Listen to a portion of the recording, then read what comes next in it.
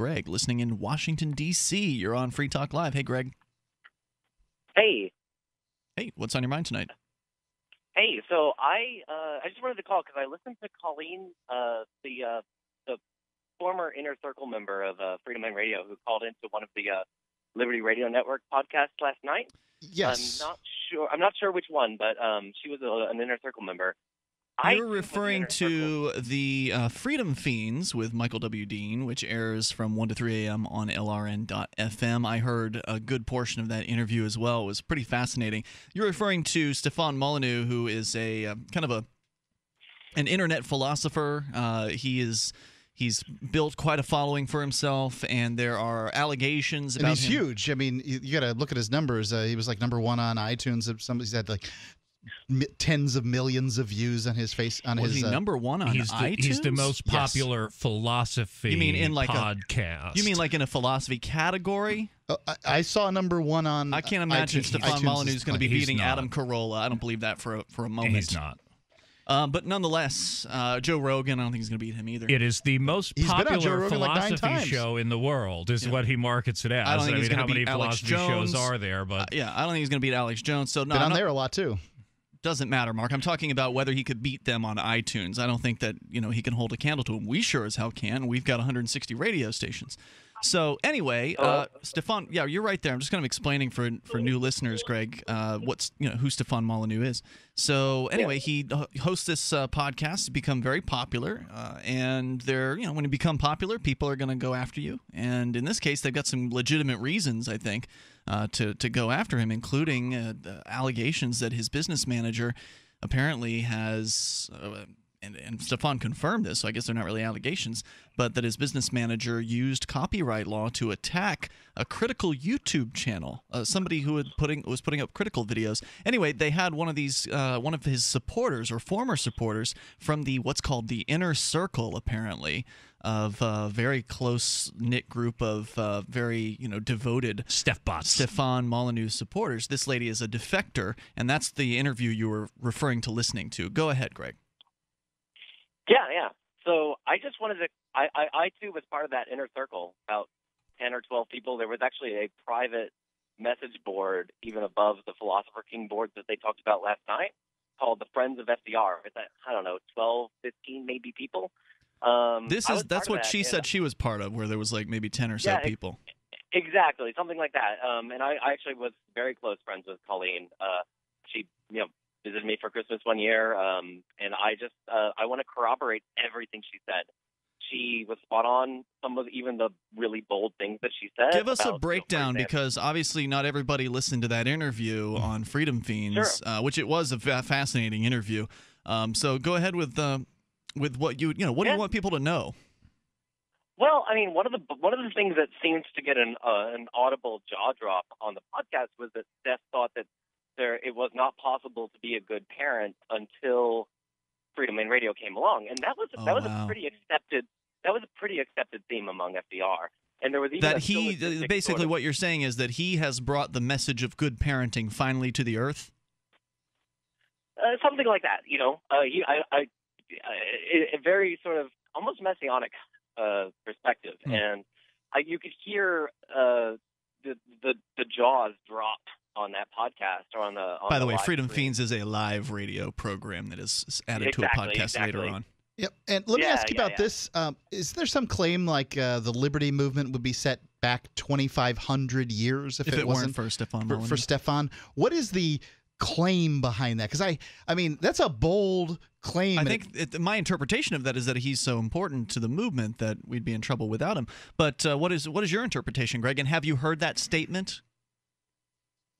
I didn't hear that statement directly. Thank goodness. Honestly, yeah. Well, because I stopped listening a few years ago.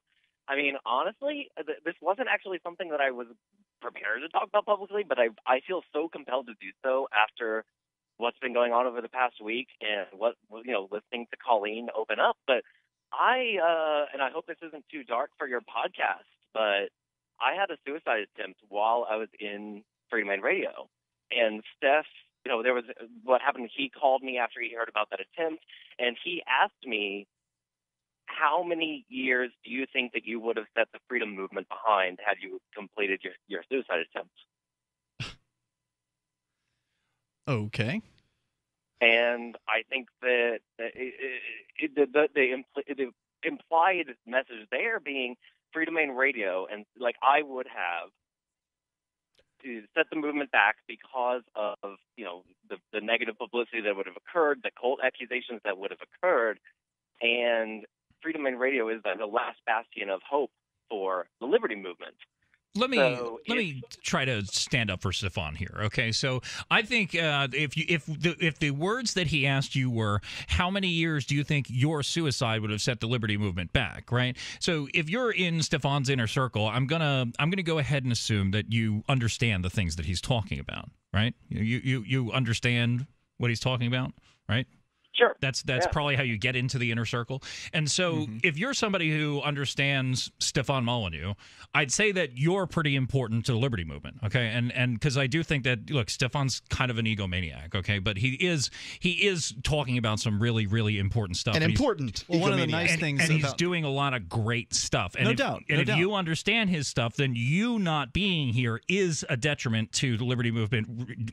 FDR be damned, That's a fine point, but I think that what you're suggesting, maybe, Greg, that Stefan Molyneux was getting at with that point is that, it's all about the movement. You weren't thinking about the movement.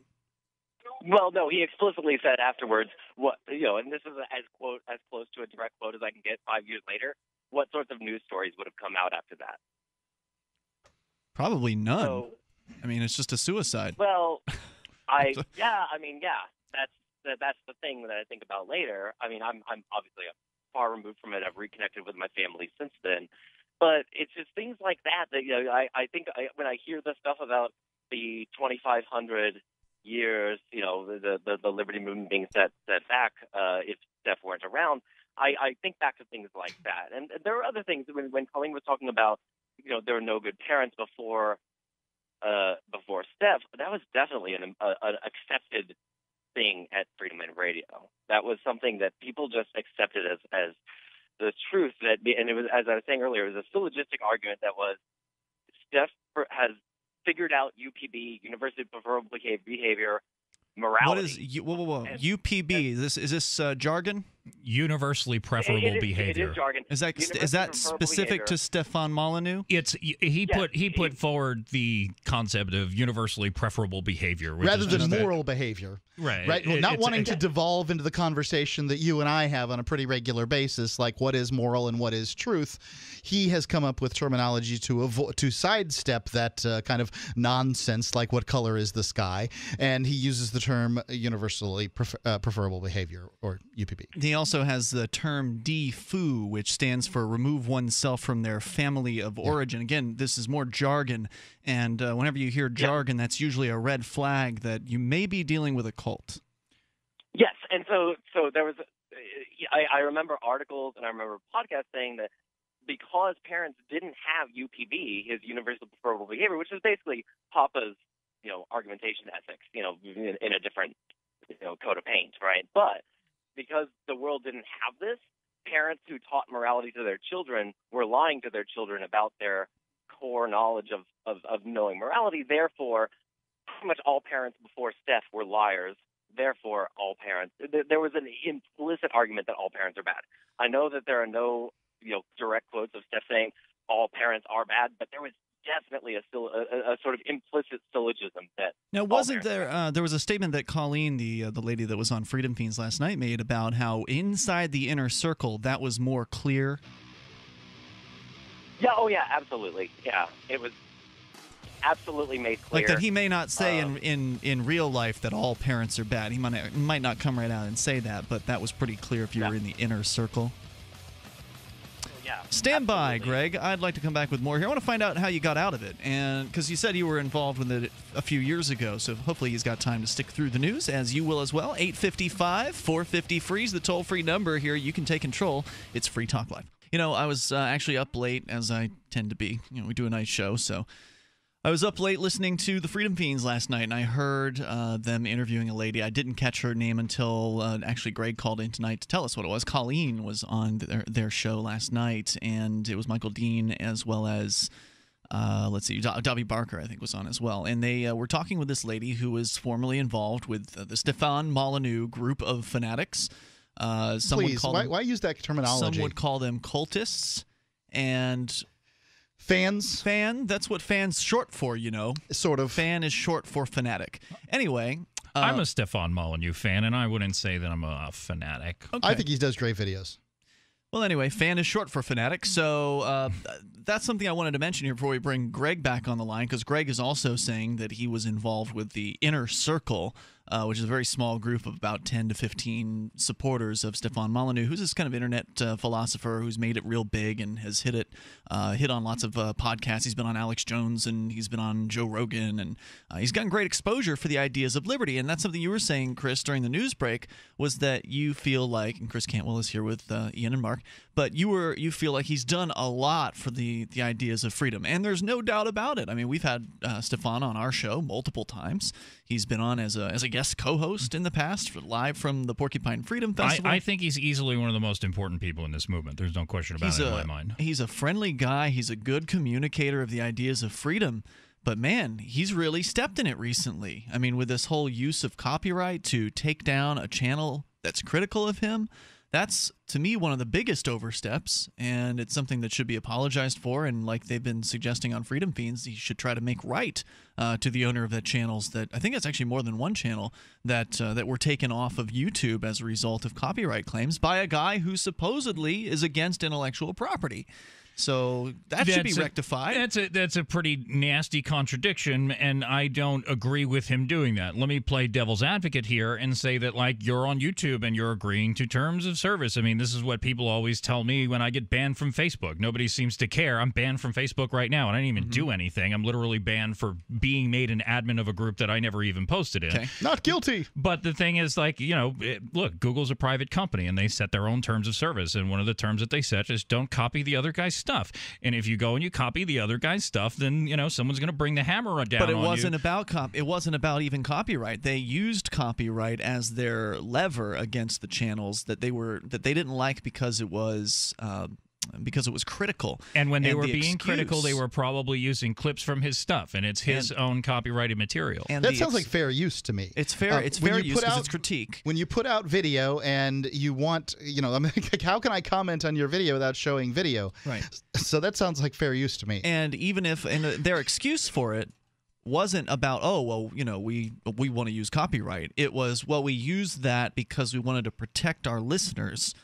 And apparently one of the channels was supposedly doxing some of the listeners and putting information out there about them. But again, my position is it's not my job as a talk show host to protect my listeners. It's a lame excuse for using copyright against somebody who's critical. Look, Chris Cantwell, you know what it's like out there on the internet. People are going to critique you when you're visible, when you have a strong opinion, and you've got to be willing to handle that. I mean, to run around and issue takedown notices to everybody who criticizes you, to file a lawsuit. I'm not saying Stefan filed a lawsuit, but it's using the law to go after somebody who's critical. When you make a takedown notice, what you're doing is you're threatening a lawsuit. Yeah. That's the reason that it's getting taken down, because they don't want to end up in court. Right. And so anyway, that's a huge issue. But there's others, and we've got Greg back with us here in D.C. Now, Greg, you said you were on the inside or the inner circle, inner sanctum of the Stefan Molyneux group, and how did you end up leaving?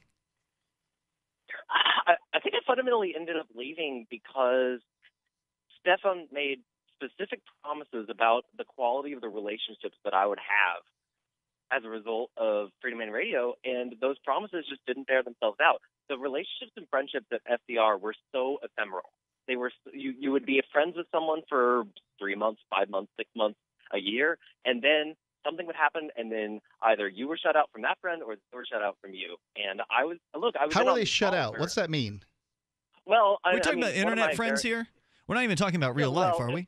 Well, Colleen came to Christmas. The line blurred quite a lot. I mean, in fact, I moved to Philadelphia along with I was living with 3 other listeners, and Some other people moved there, and at one point we had like 8 or 9 people living in Philadelphia meeting up regularly. It was so the line was blurred quite a bit, and I was in on calls and meetups where we were like, you know what, we're not, they're not feeling like this person's living up to their values. I feel bad about that, and that's not the way that I really thought that I was going to get, happiness with my relationships. And one of my very closest friends now, I remember very specifically being on a call with Steph and 3 or 4 other inner circle members, and we were just going to, let person X take a break from the community for a little bit. This friend still feels like a gut-wrenching pain when he thinks about this. I still talk with him. He's one of my best friends, and I feel horrible about that because it was definitely pressured to not talk with him. And after my suicide attempt that I mentioned earlier, Steph told me that I needed to take a little bit of a break from the community.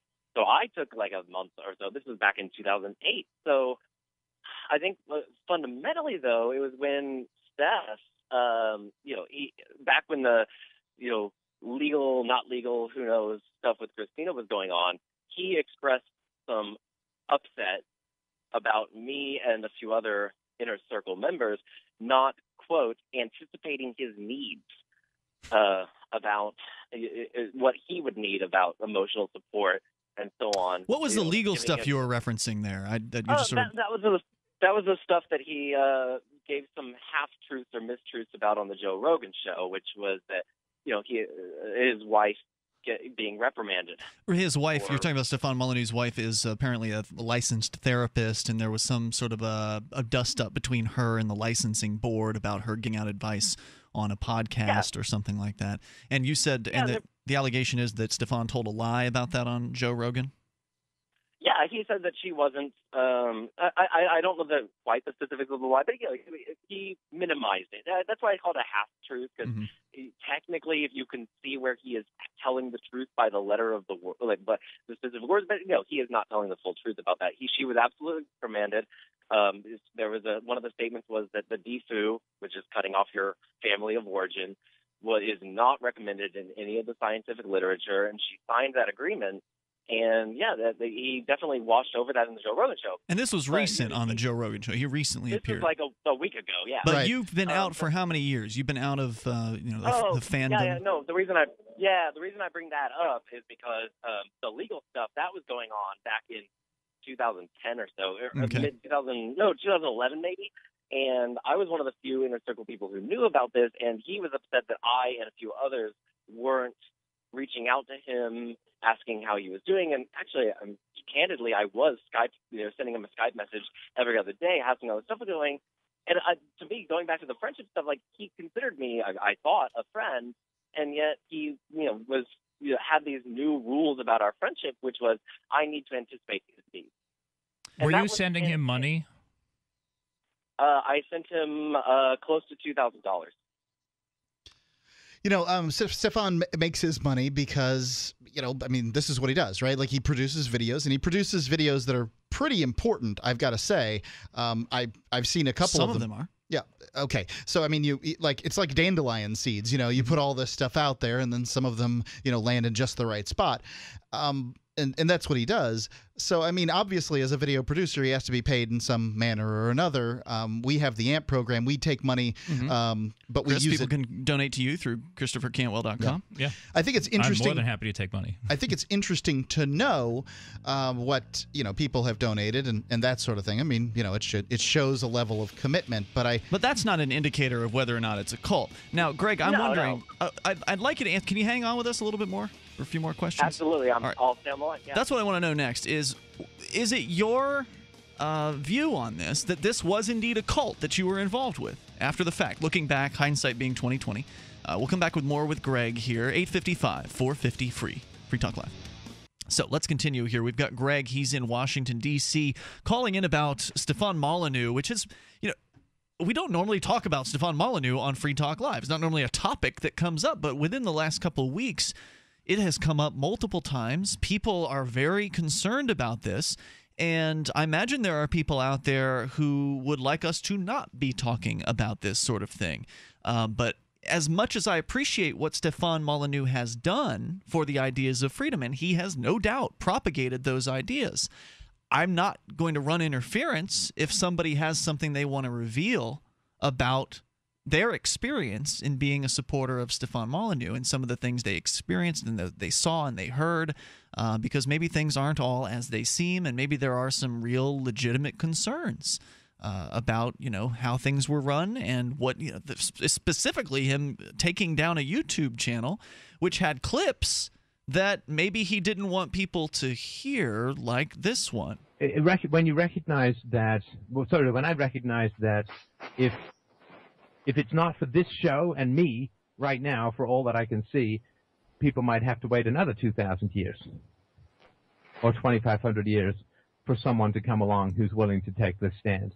Now, I don't know. That's obviously out of context. I don't know which stand he's talking about, whether it's a stand regarding parental abuse or whether it's a stand regarding talking about the ideas of freedom. Well, to him, these are the same things. That essentially from what I've gotten is that it's all wrapped together, that government is abuse and that it all stems from people striking their children.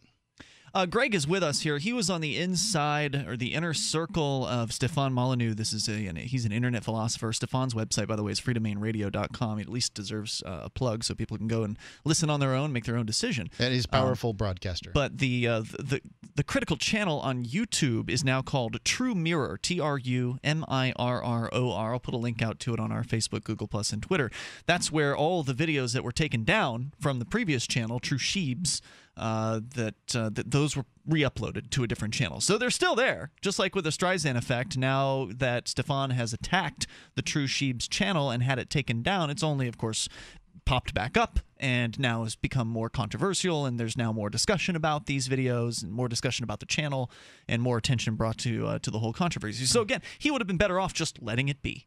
Just letting the channel be. I can tell you from my own experience that the people who have tried to shut me up have done the exact opposite. Yeah. Yes, I've told the Free State Project board this. So, Greg, you're back with us here. The statement that he's saying here is that people might have to wait another 2,000 years or 2,500 years for someone to come along who's willing to take this stand. I mean, what do you have to say about that as somebody who is formally involved? No, I think it's bullshit. Oh, you can't say that on the radio. Unfortunately, we're going to give you one a mess up. Yeah, you're practically an interview at this point. Right. This is basically an interview. Most of the time, we'll drop a call on that, but we're going to give you the chance to not do that again. This is on real radio stations, so keep that in mind. Okay. So you were saying about Stefan Molyneux's statement about people having to wait 2,000 years or 2,500 years for someone to come along who's willing to take this stand. You were saying that is BS. Yes. And the reason I think that is that, first of all, I think that he's overstating his role. I think he did have a very good role in certain aspects, particularly, talking about things like peaceful parenting and things like that. But he has a habit, I think, of not talking about the people that came before him. I think there are a couple of podcasts where he talks about the three podcasts worth reading are Rand, Nietzsche, and Aristotle. And that's obviously an exaggeration. He's obviously on a podcast saying words into a microphone, as you, Ian, said the other night. But no, I think that there is some that takes a little bit of an ego to have that cross your mind. Absolutely. And then to put yourself as the fourth main philosopher in human history, and I really do think that he thinks that. As Colleen said, I was actually there in a hotel lobby when he said the comment about, he actually put a microphone in between us. It was just the two of us. I had met there for a barbecue in Toronto, and he put a microphone in between us at the chairs, and he said, yeah, just by the way, I record every conversation I have. I even keep it on when I go to the grocery store. Wouldn't it be cool to see Socrates going to the grocery store? That's where that and I think he told that to other people, and that's sort of the ideology of where that quote came from. Well, gotcha. I do think that to do that job, you have to have something of an ego, and sure. And I guess that is what it is. Also, no one's going to promote you like you promote you. So, well, that's true. But I think there's I think the problem with doing a one-man show in a lot of cases is that the ego can go wild when there's nobody else in the room to check you when you say something stupid or something crazy or and you've inflated. designed Free Talk Live never to do that. You called it Free Talk Live. It's not the Ian and Mark show. The whole idea is to not have that thing going on here on Free Talk Live. And frankly, one of the fastest ways to get off the air on Free Talk Live is to start pump up my ego. To start telling the show host, specifically Ian, but it makes me uncomfortable too, that they're great and awesome and that kind of thing. I do what real I can. Quick, I love what you guys do. That's fine, but just a whole guy bunch of that. doing what I can with a microphone. So, Greg, the question I asked you before we went to break was, looking back on this. And you said it's been a few years since you've been involved with the Stefan Molyneux Inner Circle. Were you involved in a cult? I'm not comfortable calling it a cult. I think there were some clearly culty aspects to it. I think specifically the groupthink of getting on calls and deciding who needed to take a break from the community, the off-limits nature of certain discussions. I mean, you can go to the board right now, and I think there's still a post pinned to the top that determinism is off limits. You can't talk about determinism on the board. Things like that. Sounds like Keen. Thank you for sharing tonight. I really appreciate you calling in and sharing your experience, Greg. You don't think Ian would talk about determinism? We'll talk about anything here on Free Talk Live. Thanks for the call tonight. It'll annoy me. Have you ever been involved in a cult? Now, not all cults are religious. Sometimes there's like business cults. I was involved in a magnetic mattress sales company once upon a time that could be argued that this was a network marketing company. You could argue there's cult aspects to that, too. I wouldn't disagree that there's cult aspects to things because cults have managed to really, use certain ideas, certain ways to motivate people, and they've fine-tuned them. But if you call every organization that has had some success at motivating people towards a common goal a cult, you destroy the term cult, and that's not what I'm doing. You minimize and are you saying I'm doing that? I'm not making that claim. Okay. But you have tossed out the term cult about a dozen times this evening, and I find. First, here's the thing. We're talking about whether or not something's a cult. So we're talking about the word cult. And I think the answer is no. People throw that accusation at us, right? People throw that at Ian. Hold on. You think what is not a cult? I'm sorry. What? I do not think that the Stefan Molyneux and the Free Domain Radio thing is a cult. But what about network marketing? I do not think it is a cult. For me, a cult needs to have a religious center. That's not true. I mean, again, just because you have looked at the definition, you found one definition out of like a dozen of them. There's several different websites out there with information about cults. Yes, you can misuse a term enough that it will then suddenly garner another meaning. No, it's true. It doesn't have to have a religious aspect. There's certain things about cults that apply to most cults, but not all cults. So it's certainly common for cults to have a religious viewpoint. But in the case of a business-like cult, it would still, for instance, apply to the group displaying a zealous and unquestioning commitment to its leader. Having that sort of charismatic leader is a sign of a cult. Also, having jargon is a sign of a cult. Having the encouragement of disconnecting with family members, which is something I saw in network marketing. Hey, if your friends and family don't want to sign on to sell the product, then you should disconnect from them and come and hang out at our meetings. So that's also a very culty thing. So don't just shove something to the wayside and say, oh, well, they can't be a cult because it's not religious.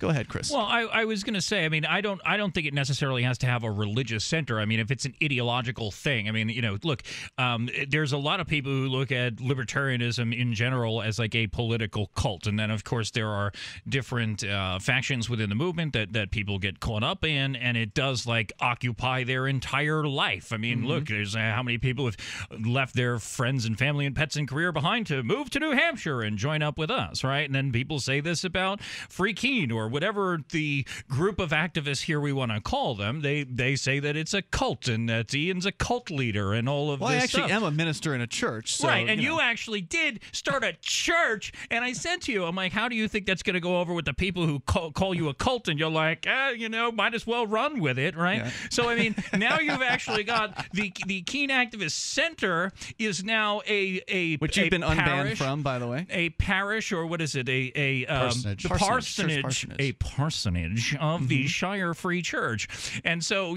when I get my notice that I'm banned from it, well, you're no longer welcome at the parsonage of the Shire Free Church. Yeah. And, so people throw these things around, and I don't like, it seems to me, and I know you are not banned, by the way. I was at one point. I am now unbanned, right. and now because Nor did I ban you. I know that you did not ban me. Look, you and I are good. In fact, right? while you were banned, you better zip it or I'll ban your ass. At the Keene Activist Center, while you were banned, you were not banned on this side of the building. It's a duplex, right. and so you were always ridiculous. Yeah, so this was the hilarious thing of me coming and hanging out on one side of the porch while the people who banned me were hanging out on the other side Which of you the did porch. Gracefully because you like property, appreciate property rights. Of course, I do. Where were you going with the well, whole the thing cult is, thing? it seemed to me that what you were doing is you did not call Stefan Molyneux's thing a cult, but it seemed to be that the implication was certainly there. And I think I agree with the caller that there are definitely some things that sort of ring the cult bell, if you will. There are throw some up red flags. Yeah, there are some things that are worthy of concern over there. But I think with the that Shire people Free Church, throw there that, is no leader. I'd like to point out, since you brought up the Shire Free Church, and you can go to church.shiresociety.com if you want to read more about it. There is no leader. There's no dear leader, no charismatic leader. And certainly you can argue I don't have much charisma at all. Yeah, I would argue that. But there's no charismatic leader. There's no hierarchy. There's just ministers, and then there's people who are members of the church. So anybody can become a minister so long as they sign the Shire Society Declaration and they agree with the tenets of the church. And each minister decides for themselves who they recognize as other ministers. So there's not even any kind of central committee or anything like that. Well, I mean, the parsonage of the Shire Free Church is in a house that was once owned by a Mr. Ian Freeman, and it's true. He has now given this over to the church, and we'll yes, sort of but see how I don't the ask tax anyone man for treats any that, contributions to the church. Anyway, so but people throw these accusations around. I mean, I think it's damaging, and I don't think it's appropriate when they do it to us. I don't think that it's appropriate to do to Stefan Molyneux. I mean, it's a voluntary association, and there's some people who take it way too seriously. There are people who are unquestioning towards Stefan, and that's not healthy to do with anybody. For anybody. Right. And that's another kind of culty aspect. As we continue here, there's a large level of discussion going on within the Liberty Movement about Stefan Molyneux, which has led into a discussion about cults. Some say he's not leading a cult, and it may not be his intention to lead a cult, and I'm not saying that he is, but there are certainly some things that, as our caller earlier pointed out, some things about the group of Stefan Molyneux supporters or fans out there that seem a little bit culty. And sometimes when certain things happen in people's lives and they get caught up in these things, they do end up cutting off their friends and family members. Now, this is one of the more controversial things that Stefan Molyneux supposedly advocates, is this sort of idea of removing oneself from one's family of origin if indeed they are abusive. Now, that makes sense to me. Right? That's what the supporters of Stefan Molyneux will say. Oh, he only says that if it's an abusive relationship with your family, meaning physically or mentally abusive. Now, that makes sense. If if your family's beating you physically, it doesn't make sense to show up for Thanksgiving dinner next year. Well, but at the same time, I mean, the definition of abusive relationship is basically anybody who believes in the state, right? So if you believe that's the question. If you believe in the war on drugs and I smoke marijuana, then what you're really saying is that I should be kidnapped at gunpoint and thrown in a cage with violent and dangerous people, and that is an abusive thing. But are we to then, eliminate everybody from our lives who believes that way? And if we do that, are we really going to be doing a very good job of spreading our ideas? Yeah, exactly. And the other thing that I want to point out about it is that he basically says that your relationship with your parents is just as the same as any other adult relationship, and that's absolutely not the case, because obviously most of your adult relationships did not wipe your butt and feed you and house you for up to 18 plus years of your life. It's not the same as an adult relationship. And I do think that there's a certain disregard for a lot of things there, and it's something that people should take into greater consideration. But he takes a radical point of view, and people are supposed to be able to figure it out for themselves. But that's one of the common signs of you might be in a cult if you're encouraged to leave your family and your friends. It's one of those things. We're encouraged to leave our family and friends and move to New Hampshire. That's not a cult. But that doesn't mean it's not necessarily the Free State Project has a president, Carla Garrick. Are we following Carla down the road? But Ian's the leader of the Free Kool-Aid? State Project. If you really listen to these folks. Well, some people said it's I actually pot calling the created kettle black here, buddy. What are you talking about? Pretty soon you're going to be releasing the truth about the Keene activist sinner. No, definitely not. I was going to respond to something you said, and I've completely spaced on that. I was talking about the Free State Project. Like, let's if I try to make the Free State Project a cult, and I say, well, people are encouraged to move away and come to a place. They leave their friends and family and pets and career behind. Hold on, that's not the same thing as shutting yourself off from your friends and family. It's one thing, if you go and you've got a job somewhere and you move to somewhere else. Probably not a cult, right? For the job. You've left your friends and family behind because your life is more important, and doing what's important for you is what you want to do. But you can still talk to them on the phone. You can still reach out to them on Facebook or whatever other methods you have to communicate with those people. Just because, people physically move somewhere doesn't mean they're disconnecting themselves from everybody that they care about. Unless they don't believe in your magnetic mattress business model, at which point, now you've got to cut them off. I'm telling you, man, I remember them talking about that in network marketing. I really remember them suggesting that if your friends don't want to join up, then you should just hang out with us. And that's a very cult thing to do. To try to separate an individual from their their classic support networks. It's okay to join a new group of friends, but if that group of friends starts telling you that all of your other friends are bad and all of your family is bad and that you should stay away from them all the time and only hang out with your new friends, you might be in a cult. But, what does your life come to if you're just listening, if you're going to cut your family off because somebody on YouTube told you to, right? If you just, watched a YouTube video of a guy who was like, hey, you should ostracize your family, and you're like, well, screw you, Mom and Dad, I'm moving out. I imagine it's usually after watching a few YouTube videos, but there are people who've done that. Yeah, and I mean, if they've made that decision to do that, then they've made that decision to do that. And it might be bad advice, but does that make it a cult? I don't think so. Yes, this is a classic sign that somebody is in a cult. Also, classic. Stefan just posted on his Facebook today. He's like, I don't advise people to, to break up with their families. Oh, really? I give them, I make suggestions. They act upon it. Mm-hmm. And suggestions and advice are, I think, the same thing. That's not what the guy who just called in here just last hour, who was on the inner circle, as it was described, of the Stefan Molyneux podcast. All right. He says that basically on the inner circle, it's made pretty clear that all parents are abusive and that all parents are bad and that you should disconnect yourself from them. So there's, the public face of what's supposedly said in public, and then there's the, more realistic what's actually being said. During the break, a gentleman was in here and he said that he also says that there were no doctors in no good doctors in the 14th century, right? So I mean, if he told you, hey, don't go to the guy who's going to do bloodletting to cure your cancer, or he's going to tell you not to go to the guy who's going to put leeches on you, I think that's good advice, back then, right? If you're dealing with a situation where doctors are quacks and not providing a good service, just because a better service does not yet exist doesn't mean that you should go and have them slit your wrist. Well, right? okay, but remember the caller we had on earlier who was on the inner circle of Stefan Molyneux, he said that one of the reasons why he finally left the group, which he didn't describe as a cult, he said it had some cult aspects. Right. He said the reason why he finally left the group was because it didn't improve his relationships. He had taken the advice, this wonderful advice that the world's been waiting, thousands of years for or something,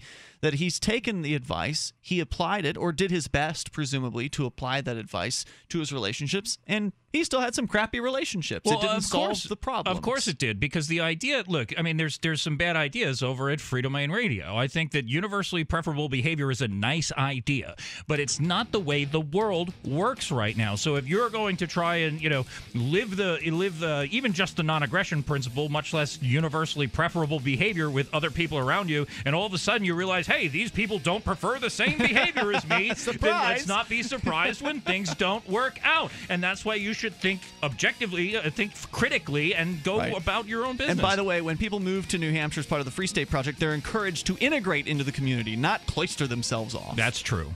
Free Talk Live, 7 nights a week from 7 to 10 Eastern, live on the Liberty Radio Network at LRN.FM.